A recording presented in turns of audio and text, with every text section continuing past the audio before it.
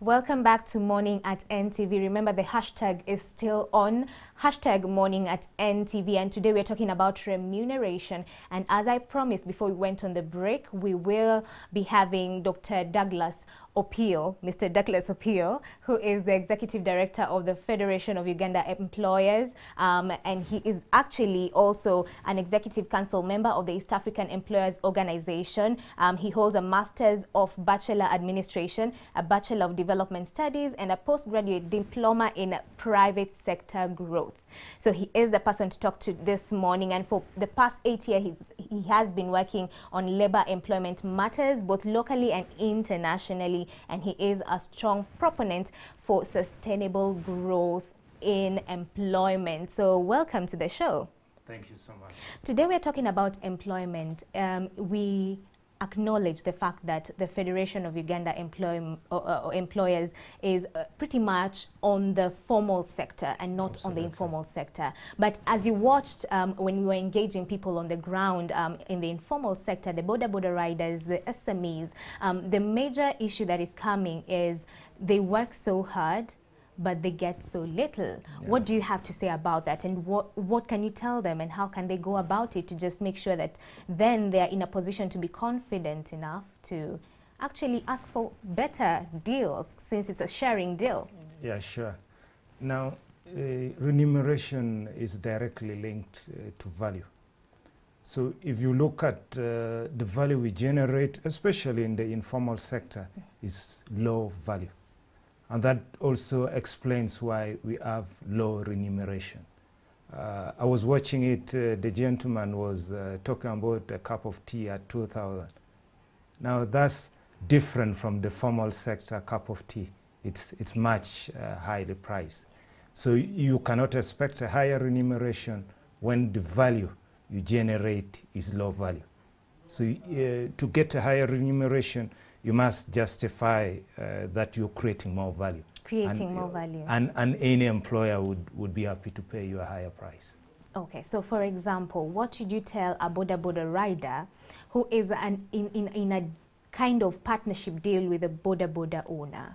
Yeah. How can they go about justifying to the border owners that, you know what, instead of a 50-50 kind of deal, how about we do a 60-40 kind of deal, where I get the 60 and you get the 40, or whatever kind of sharing they would come to, you know? What would you tell them in terms of how do they approach, how do they go about it? Because I know even for you to get to where you are, it's because you had that confidence in approaching your employer and telling them, you know what, I think I'm giving this much value, then how about we reform and relook what I'm getting paid?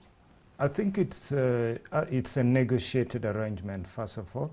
And also there is the one who is the asset owner in this particular case. Yes. So it's quite difficult to expect to earn more than the asset owner.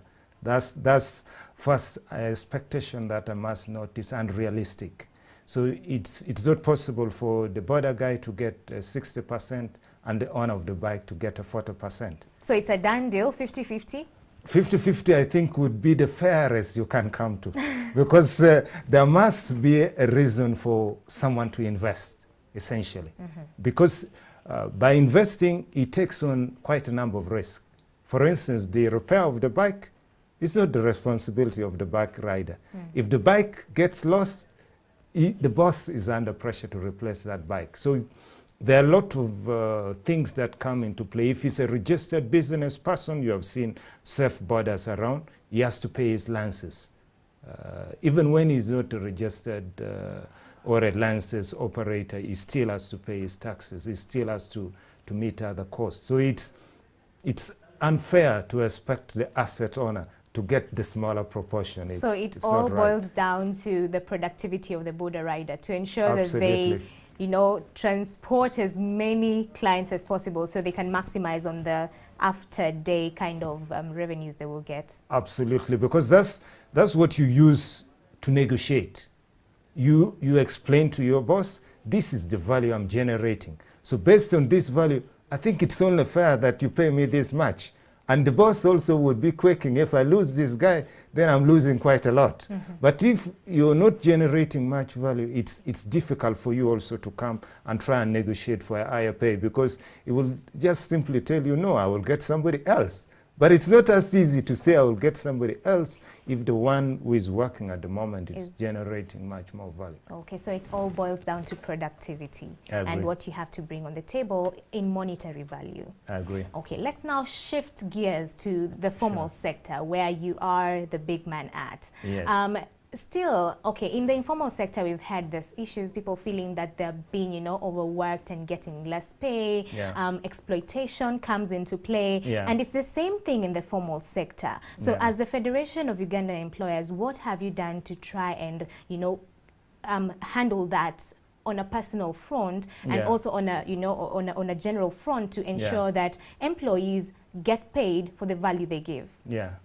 Now, with the employers, first of all, we look at it from the point that if you pretend to pay as an employer, the workers also pretend to work. So it's a loss on both sides. The employee loses, but also the employer loses. What we have been doing with the employers is trying to raise the level of productivity. So we have quite a number of skills enhancement training, but also just supervision. Sometimes the quality of supervision at workplaces is just so miserable. Setting targets for your employees, because if you have clearly set targets and you know what you'll be capable of producing within a given period of time, then it's much more easy to set the remunerations. And then also identify which positions are critical to the business. There are certain positions which are mission critical and the employer can't afford to lose them. So we are always constantly engaging with them, but also we do what we call the terms and condition survey. So every year we do salary surveys to try and help the employers to understand what is in the market. What are the other employers paying? Because you run a risk of losing your most talented employees if you're not paying the right price. If you're not paying the right price. Of late, there's been this debate on the minimum wage bill. What stand has the Federation of Ugandan Employers taken in this wrangle? Because it's actually a wrangle, because many are saying if we then embrace, you know, this minimum wage bill will scare away investors and all these other factors. What do you have to say about it? Actually, that's generally the wrong argument that will scare away investors. All serious investors are actually paying the right value for the labor they get. As a federation, we have also conducted a survey among employers specifically on the minimum wage. The employers are not against the minimum wage, they're against the wrong minimum wage. So they want the minimum wage to be set in a fair manner that takes into account the ability of the employer to pay. Because if you set the wages so high, then compliance will be a problem. Then businesses won't be able to operate. That's where the risk comes in, because the minimum wage have not been set at the right level. But the minimum wage in itself is not a problem. Even right now, every single workplace operates with the minimum. It only varies from one workplace to another. That for us, our lowest earning employee earns this much. That's already existing in every single workplace. They know that we can't go below this. I hear you. I hear you. We have Andrew on standby. Andrew? Andrew? Andrew, I hear you have a question for us. We have Douglas Opio in studio, and he doesn't mind answering questions coming from the informal sector. No problem. So which question do you have to shoot for him? Okay, it seems that we still can't get through to Andrew. So you say the employers don't have an issue with the minimum wage. But the issue is the rate that is going to be proposed. Absolutely. So what factors are they looking at in terms of when now we say, okay, we're going to go with this minimum wage thing and it's going to be passed. So what factors come into play to determine that rate? First, from the employer's side, is the cost of doing business. Some of the employers use imported material, and you have seen the shillings weakening over time. But also general economic performance, not just in Uganda. The economies of the world have not been doing well. So the cost of doing business is generally high. So you'd have to factor that in because that affects the margin. Secondly, the level of productivity. And you have had the discussion already about how productivity in Uganda is generally lower compared to even our sister countries. In certain professions, in certain specific occupation, that's correct, but not across the board. There are the areas where Ugandans are performing exceptionally well, so it is not the general rule. And actually the study which is often referred to a lot is a study based on tea pickers. So they essentially compared the Kericho Valley tea pickers and our own tea pickers in the western region, and they saw the quality of what they picked within an hour and what their Kenyan counterparts did, and then they found that their productivity was much higher. But you can't translate the same thinking into another profession. For instance, we have the lights here. Yes. Doesn't mean for a single job, now you have one Kenyan, you have 6 Ugandans trying to fix this light. If you take it that way, then you take it out of context. These were purely for tea pickers, and the comparison was purely for tea pickers. So there are areas where we are doing well, but there are also areas where we are not doing well. And then the other thing which is critical for the employer is the ability to retain a level. Employers are responsible people. They want to pay aspect of it. They want to pay a rate that is reasonable for them to retain. So they can retain the best talent within their organizations. Absolutely. We have Andrew. Andrew, can you hear me? Andrew, are you on? I can hear you, Marlon. Yeah, we have Douglas Opio in studio, the Executive Director of the Uganda Federation of Employers. And I understand that you have a question on ground for him. Yes. Shoot. I've been following. Nice to have you, Mr. Opio. But what I want to ask is that how do you come around to get a figure for the layman, Omuntu wa wansi? Because our bosses are not following a particular manual to which they actually get to pay us. That is one. Then secondly, have you taken the trouble to come down to sensitize the people, to show them their right? Have you stood tall and, you know, advocated for the wage bill to pass? All these, and where are your offices? Because where I am, it's a landing site. The fisherman here, tamanyi office wajeziri, in case they're troubled. Are you only looking at the formal sector other than the informal sector, or is it selective? These are the questions we have on the ground here. Mr. Douglas? Yeah, thank you so much. So I will start with the last. Okay. Are we looking at the formal and the informal? From a pure membership point of view, our focus is on the formal sector. Okay. But then from the holistic development agenda point of view, we are looking also at the informal sector. Essentially, we are looking at formalization of the informal sector. We have specific training programs that are targeting, trying to help these people to formalize. We have an entrepreneurship program called Start and Improve Your Business. So that takes you through the process of formalizing your business, trying to maximize value. So from a membership point... How can people plug onto that program? It's a program that we run at least in every 3 months, once, and they can come to the Federation of Uganda Employers and register with us for the training, and then they will be able to participate. So it's just a matter of coming to our offices, and that goes to the question of where are our offices located. Our offices are located at the industrial area in Namamve, just shortly after Red Pepper. You will see a signpost of the Federation of Uganda Employers to the left when you're heading towards Mukono. So yeah, you can get our offices there. And then on the advocacy side, what are we doing? We have been engaging a lot in the minimum wage debate.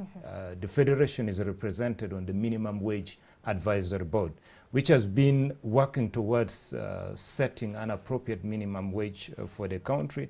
That board has already completed its work. It has made a submission already to Cabinet. So we're waiting anytime soon what the minimum wage in Uganda could be. So we're working on that. And then you ask the question, how do you arrive at the right wages, especially in the informal sector. The informal sector first is driven by what we call the supply and demand. I'm talking as a shrewd businessman. So first you look at the people you want to employ. Are they readily available or not? So supply and demand can't be ignored. You can't overpay, you can't underpay. So supply and demand is the first thing. Then secondly, what is the industry paying? If it is border riders, ask a few of your colleagues, what are they actually paying? So based on what they're paying, then you can look at yours and see which one would be reasonable. Thirdly, depending on what you're doing, skill could be extremely important.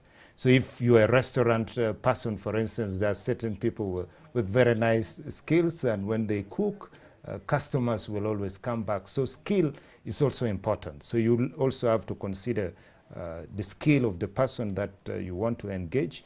And then thirdly, which is also, fourthly, which is very important, is the cost. So you look at your overall business cost, because generally your cost you pay for labor must be lower than your margins. Yeah, must be lower than your margins. For instance, if your profit is 10% of what you have invested, you can't pay anybody 10% of your margins, your gross margins. But then does it come back to the question of how then do businesses ensure that they maximize on profits, like they grow in terms of profits? What tactics that come into play that they can embrace to make sure their businesses actually grow and they're profitable? Absolutely. Now, the enterprise productivity is the main thing, actually, because over time you can be able to pay a higher wage based on the performance of your business. Now, the first one, which we have a challenge in the informal sector, is the supervision of your workers. There's an assumption that people will work and deliver value, but that's the wrong assumption. So first, have your system in place. Are these guys actually working? Whatever it is, that we have a serious challenge. So have your supervision system well. Yes. Then secondly, do they actually know what they're doing? You can be surprised. People might not have the right skills. People might be using the long processes. People might be being so wasteful in the process of their work. So check their skills. Is it at the right level? And that's where the issue of training comes in. And in the informal sector, it's quite easy. You could even just tag them along with somebody else who is doing a similar business so that they can learn exactly how to do things. So supervision is key. Yes. And also training of Yes, these people. the Don't skill. assume they know what they're supposed to do. Absolutely. Andrew, we are on standby for you. I hear you have a question for Mr. Douglas Opio. Oh, yes. Well, Mr. Douglas Opio, thank you so much for the response. That was profound. But back here, we're in a boat, and with one of the fishermen here, Sebo Jebali. Federation of Employers Association, ogimanyi? Obadde togimanyi. Kati kino kibiina ekigatta abatukozesa bonna mu ggwanga nti boosi wo ayinza okuba nga nannyini maato oba kagamba kyekibiina kino gye baddukira okuba nti babaako ebintu bye baadressinga ne babitereeza. Kati gwe ng'omuntu wa wansi era omuvubi nti kati leero okitegedde obadde olowooza kugamba ki ky'obasaba okuba nti batereezaamu kuba kati obategedde? Kati nze nga kye nandibadde nsaba amannya bampita Makanga Medi era nga nze nkulira abavuzi abavuga amaato ku bulebole stage. Naye naffe eno wansi bandibadde bagaziya ekintu eno naffe wansi eno ne kitutuukako kubanga kati bo babanire bali abali mu ofiisi ate ffe eno tebatutuukako era kati ffe tubadde tetumanyi kituufu. Well, there you have it, Mala. The gentleman here, erinnya ndyerabidde? Makanga Medi. Mwami Makanga Medi. He says that it would be better if this association would actually spread more and come down to the common man. Omuntu wa wansi feels that he's more neglected, is left out on such thing, because such an association has benefits they could actually benefit from, but they don't spread to them. So he's of a suggestion, let this not stop only to the formal sector, but let it come down more and let it spread. I'm sure Mr. Opio can find a lasting measure how best it can spread. Thank you. Most obliged, actually. Mr. Makanga, I appreciate that advice from your side. We'll definitely work towards expansion towards the informal sector. Okay. So it's something that you're looking into? It's something we're looking into, and I think it's only helpful. Yes. Because the economy, the way it's structured, it's nearly 90% informal sector. Exactly. Yeah, so by not taking care of the informal sector, we are ignoring a significant proportion of our economy. Are you in a position to tell us how soon that will happen? Already, like I have explained, that's already happening. It's so the it's scale. Actually, okay. It's happening, but the pace of change is slow. The pace of change is slow. It's slow. But it's actually happening. It's already in the happening. pipeline. Yeah, so they should happening. wait for you to... Absolutely, absolutely. Up, and we would be happy to receive requests from specific groups. Then we can always engage. So okay. Mr. Makanga and his colleagues should feel free to contact us. That's great. Yeah. There's this question of not all the formal organizations are actually members of the Federation. And this, the organizations that are actually not under the Federation then feel like they can, you know, pay whatever they want. Then the employee is actually not protected. So as the Federation of Uganda Employers, what strategies are you using to ensure that you put under your umbrella, you bring under your umbrella as many formal organizations as possible? Now, first of all, to respond to that, I appreciate already that NTV has invited us here. NTV is a member, so we appreciate this platform. This is one of the things we are doing, trying to increase our visibility, trying to increase awareness among employers. That's why we are not yet as known, but already today I've gotten a few more new people like Mr. Makanga who already knows the Federation now. And then secondly, we also organize some free trainings, especially labor law sensitization. All that is done with, and we target usually those who are not members, is done with the same intention. And we also have foot soldiers, people who are literally moving from one company to another, trying to persuade them to become members. So we are working in that area, but it's a work in progress. Okay, and what procedures do you have in place for companies that actually exploit their employees? You know, like forms and procedures where you've put in place such that if an employee feels that I've been exploited, I've tried my best to, you know, air my views, to air my complaints, and nothing is being done. What avenues or how can they go about it to ensure that, you know what, something is being done about it? Because we've seen many sectors going, for the employees going into strikes. And this has become a phenomenon, meaning there's actually a clear and aligning issue that is not being solved. So what do you have to say about that? Now, with regard to that, we address it in various ways. First, we address it independently as a federation, meaning you can report any concerns that you might have with your employers to us, and then us as the employer representative, we can sit down with the employer and engage the employer on the issues that you're raising. Is it just for employers that are members of the... No, that's open to all employers. Correct. So essentially, we first engage your employer if the employer would always have their side as well. So they don't assume it's entirely correct that the employer is on the wrong when an employee has reported a case, but sometimes the employer actually may not even be in the wrong. So we initiate that dialogue between the employee and the employer. Then secondly, we also work with our counterparts from the trade unions. So we also can hold a negotiation between these employee and the employer involving the trade union representatives. So the employee can also act independent of us. That's the third option. The third option is for you to report directly to NOTO, and then if you're not satisfied, you go to the labor office. If you're not satisfied, you can even move further with your case. So it's not entirely dependent on us. The employee can take their own course, but we appreciate if the employees come to us and report their employers. We appreciate dialogue with such an employer. You appreciate dialogue with such an employer. Yeah. There's this thing about the market rate in the different sectors, Yeah. where there's a stable market rate Yeah. of for the various sectors. Absolutely. And various departments. Yes. And the the responsibilities that are in this kind of departments. How come then does, for example, me, who is in this place, doing this job, get less paid or more paid compared to, my fellow maybe competitor in a different media house who is getting maybe higher paid than me, and we're doing the same things? Yeah. How comes that actually happens on a day-to-day basis? Now that's a very simple one. First, the level of profitability of businesses are different. Even in the same industry, you might find the turnover of NTV is not the same as the turnover for Spark, for instance, within the same group of companies even. So that then determines their cost margins as well. You can't have the same cost when your level of profitability are different.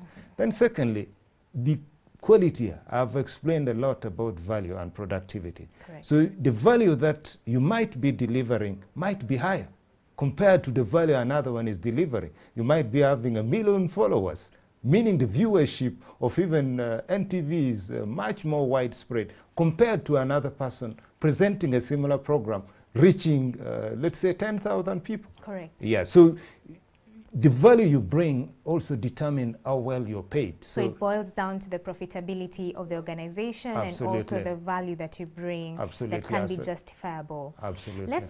Let's talk about the issue of appraisals. Yes. This is something that is done in the formal sector with the employers. Yes. But it's actually never effected. It never takes ground in many formal sector organizations. Yes. What do you have to say about that, and what have you done as the Federation of Uganda Employers to make sure that actually every employer that is under your umbrella appraises all their employees in time, and that there's like a good margin of the appraisal, because at times you can do an appraisal but the only thing that is added onto your salary is 1,000 Uganda shillings. Yes. What do you have to say about that? What have you done to ensure that appraisals is an aspect that is taken seriously in organizations? Now, first of all, is to understand what appraisal is. So we have been doing lots of trainings. I was talking about supervisory skills, for instance. It includes training on performance appraisal. We have an executive training in employment relations. It includes aspects of performance appraisal. So first is to help people to understand what is actually performance appraisal. Because you can't come at the end of the year and you want to appraise me when no targets were set at the beginning. How do you then determine I've delivered or have not delivered? So that's very important. And then the appraisals don't necessarily mean a pay raise. The two are different. Okay. The fact that I'm appraised and I've done well doesn't imply that I should get a pay raise, for instance. Okay. So it's not entirely purely for pay raises only. A pay raise is part of the general performance of the organization. So then if it does not reflect on the monetary, aspect of it, then what is an appraisal then? An appraisal is to see whether you're performing as expected. And is there an incentive to it, even though it's not monetary? Is there an incentive to it? Absolutely. There are various ways which organizations do it. Some can just choose to make you an employee of the year. Correct. Some can even choose to give you a holiday trip because you did so well for the year. Some can give you a bonus, meaning a one-off, not particularly a pay raise, but they can choose to give you a bonus. Some can choose to give you a new title, which is more fancy, what you like.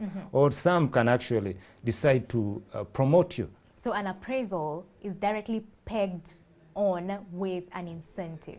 Absolutely, Correct. Absolutely. It has to be incentivized, otherwise then the purpose is lost. So as we close, what are your closing remarks with regards to remuneration and actually for people to know that they are responsible of their pay when it comes to, number one, when you get that new job, how do you negotiate when you're there? How then do you also make sure that you are praised? Yes. How then do you also ensure that you grow and you're productive? Yeah. Like being competitive with your own self and Yeah. challenging yourself to be the best you can be. Yeah. What are your last comments on that? First, make yourself indispensable to your employer.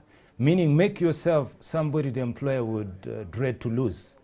Now, when you're that type, then you're in a position where your employer will accept your demands. And you can only do that by increasing your value. Let your value be felt. Let your level of productivity be felt. Let your level of commitment be felt by an employer. Correct. Then, secondly, agree with your employer on your targets for the period, so that this is what I'm supposed to do.